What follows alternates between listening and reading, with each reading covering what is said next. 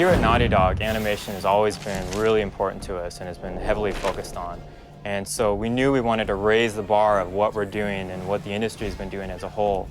And one of those things is to really allow the character in the game to show emotion. And so you'll really be able to see that he's showing fear, that he's intimidated, that he's confident, or that he's insecure, that he's determined. And so all of that will come out and just really add a lot more life that wasn't there before in any game. We had three main goals animating this character on this project. One of them was to achieve realistic movement with a really good sense of weight, and the other is fluidity. We wanted him to smoothly go from move to move without popping from state to state the way we see in a lot of other games. And you put those two first goals together and you get really fluid animation. It looks really good, but it's really slow and unresponsive. So the third goal, and the most important goal, is to get responsiveness. One of the things that makes Drake so lifelike is the sheer volume of animations that we're doing on this game. We're doing about 10 times more than we've ever done in the past, which is huge. I mean, it's a huge step, 10 times the amount of animation. With the variety that we're adding, the layers that we're adding on top, to try to mask all that so you don't see the same thing, and you see a lot of organic nature of the character, and that really gives it this humanness.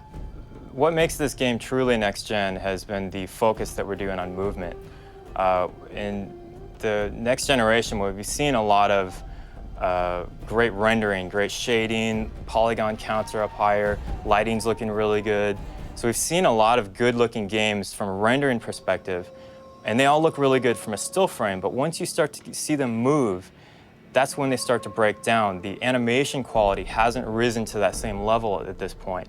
What we found is that it's Drake's imperfections that make him believable. It's him stumbling, it's him not perfectly landing correctly every time. And so one of the things that we wanted to do with him is make him a kind of an everyman put into an extraordinary situation. And we hope that comes across, that he doesn't do everything perfectly every time. PlayStation 3 really opened up the floodgates for us to achieve the goals that we wanted to with the animation. We need much more CPU power than we've ever had before. And the amount of memory that we have to work with now just really allows us to have the quantity and quality that we need, especially with the layers that we're doing and all the processes that are going on right now. It just could not be done in any other way. And if we can do that, then we can tell more of the story during gameplay while he's in the middle of action and while the player is actually going through the levels and going through the game. In the past, the line between cinematics and gameplay has been very clear. You play the game, and then you go into a storytelling moment, then you play the game again.